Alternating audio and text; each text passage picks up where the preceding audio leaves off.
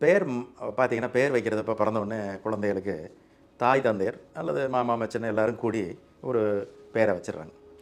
சரி அப்படிப்பட்ட பேர வளர்ந்து வந்த பின்னால தாய் தந்தையர் வச்ச பேர மாத்தணுமா? அப்படின்னு சில பேர் மாத்துறதே இல்ல. ஏன் மாத்தணும்? நல்லா இருந்தா அப்ப அப்படியே போயிட்டே இருக்க வேண்டியதுதானே. சரி அவர்களுக்கு நடவடிக்கைகள் நல்லா இல்ல. இப்போ ஒரு குழந்தை பிறந்தது, இப்போ வருது. ஒரு 5 வயதில கல்வி கற்றுக்க விடணும். அப்படியே வருது. ரொம்ப அப்படியே மென்மையா இருக்கு. நல்லா ஆக்டிவா இல்ல. அதுக்கு காரணம் அவருடைய பேர் தான். இப்ப 3ஆம் தேதி பிறந்த ஒருத்தர் VUW இந்த முதல் எழுத்துல அந்த பேர் அந்த குழந்தைக்கு வச்சுட்டாங்கன்னு வைங்களேன். அதாவது அவருக்கு 6ஆம் நம்பர் அற்புதமான நம்பர். ஆட, பாட, அனுபவிக்க பிறந்த நம்பர். ஒருத்தர் வருவாரு, "ஏங்க நீங்க 6ஆம் நம்பர்ல வச்சா நல்லா இருக்கும். நீங்களே வைங்க." யார்ட்ட? வந்த ஆள்ட்ட. வீட்ல புள்ளைய பார்க்க வந்த ஆள்ட்ட. அவர் ஒரு ரூ. 50 குடுத்துட்டு பிள்ளைக்கு இந்த பேர வைங்கன்னு சொல்லிட்டு போயிருவாரு. இவங்களும் அத நம்பி, அவர் பெரிய மனுஷன் சொல்லிட்டாரே அப்படின்னு இன்னைக்கு பல திரைப்படங்கள் வெற்றி பெறாம போறதுக்கு காரணம் அப்படித்தான். ஒரு பெரிய பிரபலமான ஒரு ப்ரொடியூசர் சொல்லிட்டாரு, பெரிய நடிகர் சொல்லிட்டாரு, ஃபினான்சியர் சொல்லிட்டாரு, இந்த பேர் வச்சா நல்லா ஓடுமியா? அப்படின்னோனே அப்படியே கவுத்திக்கிறது. இதுக்கு காரணம் வந்து பேர் வந்து வைக்கும் போல இயல்பாவே வந்துருது. இயல்பா வரணும்னா பர்த் நேச்சர் அன்றைய தினத்தில அந்த குறிப்பிட்ட வெள்ளிக்கிழமை அன்னைக்கு காலையில பிறந்தாங்கன்னா, அவங்க என்ன பிடியில இருப்பாங்கன்னு இந்த ஹோரைன்னு ஒண்ணு இருக்கு. அதுவும் இதுக்கு ரிலேட்டடா தான் வருது. அதனால அந்த ஹோரைய பத்தி இன்னொரு முறை பார்ப்போம். அந்த மாரி வச்சாச்சு அப்படின்னா, நிச்சயமா அவர்கள் பெரிய லெவல்ல வருவாங்க. அப்படி வைக்காம இந்த குழந்தைக்கு ஒரு குறிப்பிட்ட பேர வச்சு அது சரியா வரல அப்படின்னா, என்ன பண்ணலாம்? ஏன் வரமாட்டேங்குது? அத நாங்க என்ன பண்ணிக்கலாம்னு அடுத்த நினைவு உங்களுக்கு வரும். இப்ப ஒரு சரோஜா அப்படின்னு ஒருத்தர் பேர் வச்சுருக்காங்க. ஒரு லேடி. அந்த குழந்தைக்கு வச்சிருக்காங்க. அந்த ப்ரொனாலஜின்னு ஒண்ணு இருக்கு. சொல் ஒலி. உலகத்தில பார்த்தீங்கன்னா, இன்னைக்கு உலகப்பெரிய அளவுல இருக்கக்கூடிய வெஹிக்கிள்ஸ்லாம் இன்னைக்கு அங்கே தான் உற்பத்தி ஆகுது. ஒரு சின்ன நாடு. ஆனா இயற்கை அத இம்பாக்ட் குடுத்துக்கிட்டே இருக்கு. அது ஏன்னா அது கடலுக்குள்ள தனியா கிடக்கு. அது ஏதாவது ஒரு ஃபோர்ஸ். சுனாமி வருது, ஏதாவது எரிமலை வருது, எல்லா விஷயங்களாலும் தாக்கப்படுது. ஆனால் பல்லாண்டுகள் 500, 600 வருஷமா எவ்வளவுதான் தாக்கப்பட்டாலும் மீண்டும் எந்திரிச்சு உட்காந்துரும். அதுக்கு காரணம் அந்த ப்ரொனாலஜி என்ற சொல் ஒலி அந்த நாட்டிற்கு.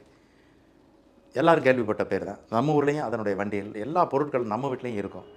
இப்போ உங்கள என்னைய வந்து காட்டிட்டு இருக்க நிறுவனம் கூட அந்த நாட்டினுடைய நிறுவனமா இருக்கலாம். ஜப்பான். ஜப்பான்ற நாடு இன்னைக்கு உலக புகழ்பெற்ற எலக்ட்ரானிக்ஸ் துறையிலும் சரி, அது வெஹிக்கிள்ஸ்லயும் சரி, எல்லா துறையிலும் புகழ்பெற்று இருக்க காரணம் அந்த நாட்டினுடைய பெயரினுடைய ப்ரொனாலஜி, சொல் ஒலி. ப்ரொனாலஜி அப்படின்னா சொல் ஒலி. ஜப்பான்ல பார்த்தீங்கன்னா, ஜேய கட் பண்ணிட்டா அப் இருக்கு. அகைன் ஆன் இருக்கு. அப்புன்றது யூபி தான் அப்பு. பட் சொல்லு அப் ஏபி அப் அப்கிரேட். On on. அதனால அப் ஆயிருது, ஆன் ஆயிருது. அப்ப இந்த சொல்வழி இருக்கக்கூடிய நாடுகளெல்லாம் இன்னைக்கு மிகப்பெரிய வெற்றிகரமா அமைஞ்சிருக்கு. உயர்வு வந்துகிட்டே இருக்கு. அப்ப நம்ம உலக நாட்டு வர்த்தகர்கள் எல்லாம் பார்த்தீங்கன்னா, நம்ம நாட்டுக்குள்ள ஏன் நுழையிறாங்க? இங்க போனா எப்படி சம்பாரிச்சுக்கலாம்? 140 கோடி பேர் இருக்கான். எவனாவது அ ம வந்து வாங்கிருவான் நம்மட்ட இந்த பொருள உற்பத்தி பண்ணா, நம்ம வித்துறலாம் அப்படின்னு வர்றதுக்கு காரணம், நம்ம நாட்டினுடைய சொல் ஒலிதான் காரணம். இது ஒரு பெரிய அளவுல நான் ரிசர்ச் பண்ணேன்.